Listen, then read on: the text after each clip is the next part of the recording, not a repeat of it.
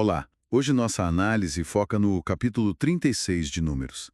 É um capítulo que amarra uma ponta solta importante sobre herança e terra, especificamente como garantir que a terra de cada tribo ficasse com ela, mesmo quando as herdeiras eram mulheres. Tem a ver com aquela decisão sobre as filhas de Zelofiade, né? Exatamente. É um momento chave. Os israelitas estão ali nas planícies de Moabe, prontinhos para entrar na terra prometida. E precisam finalizar as regras. Sabe, a terra era parte central da aliança com Deus e da própria identidade tribal. Era preciso preservar isso. Certo. E aí surge uma preocupação vinda dos chefes do clã de Gileade, lá da tribo de Manassés. Eles chegam para Moisés e lembram da ordem anterior, né? Que as filhas de Zelofiade deveriam herdar a terra do pai. Mas aí vem o problema que eles viram. E se elas casassem com homens de outras tribos? A terra iria junto, não? Para outra tribo? Pois é, a preocupação deles era muito prática. O sistema era patrilinear. A herança seguia a linha do pai, da tribo do pai. Se uma herdeira casasse fora, a terra dela, na prática, passaria a pertencer à tribo do marido. E tinha o fator do ano do jubileu, que complicava ainda mais. Ah, o jubileu. E como é que ele entrava nisso?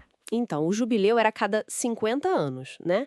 E a ideia era que as terras voltassem para as famílias originais da tribo.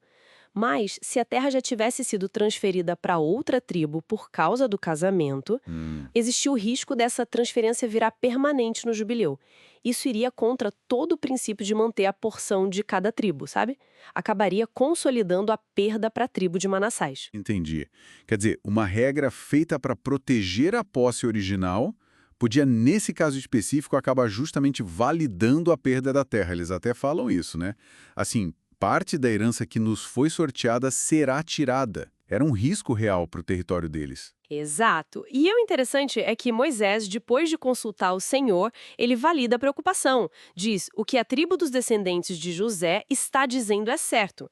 Ele reconhece que o ponto deles faz sentido. E qual foi a solução, então? Proibiram elas de casar fora? Como ficou? Não foi uma proibição total, mas sim uma condição. A ordem do Senhor foi: olha, elas podem casar com quem quiserem sim, desde que seja alguém de um clã da própria tribo do pai delas, Manassés. É uma solução que tenta achar um meio termo, um equilíbrio. Um equilíbrio entre o que exatamente? Porque parece que o direito delas, que já tinha sido dado, foi um pouco limitado, não? Foi.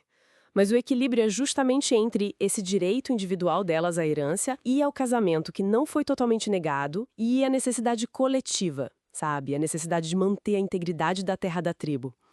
E isso era visto como um mandamento divino também. Foi tipo assim, um ajuste prático para lidar com uma consequência não prevista da decisão anterior. Entendi, a solução não anulou o direito, mas colocou ele dentro do contexto maior da estrutura tribal. Exatamente. E isso acabou virando uma regra geral, pelo que eu entendi, né? Não só para elas. Precisamente. A decisão criou um princípio maior.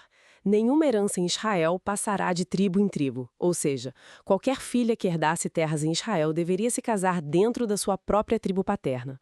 O objetivo era claro: cada tribo manter a sua herança. Para garantir que a divisão original da terra fosse preservada. Isso reforçou a ideia da estrutura tribal como base para a vida na nova terra. E as filhas de Zelofeade, as 5 Mala, Tirza, Hogla, Milca e Noa.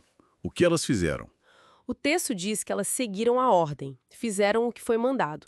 Elas se casaram com primos por parte de pai, todos ali dos clãs de Manassés. Ah, então funcionou. Sim, funcionou.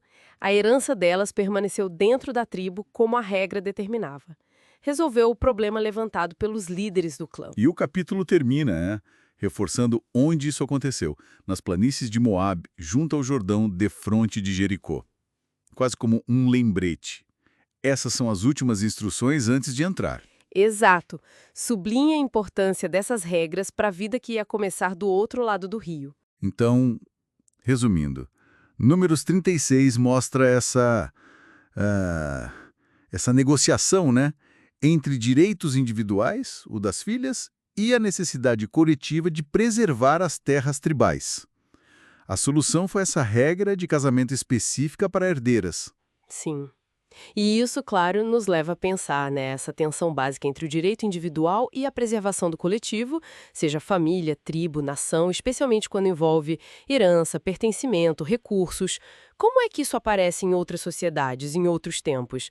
Como é que as regras tentam ou às vezes falham em tentar equilibrar a continuidade das estruturas com a necessidade de adaptação com os direitos individuais que surgem? É uma questão que sempre volta, né?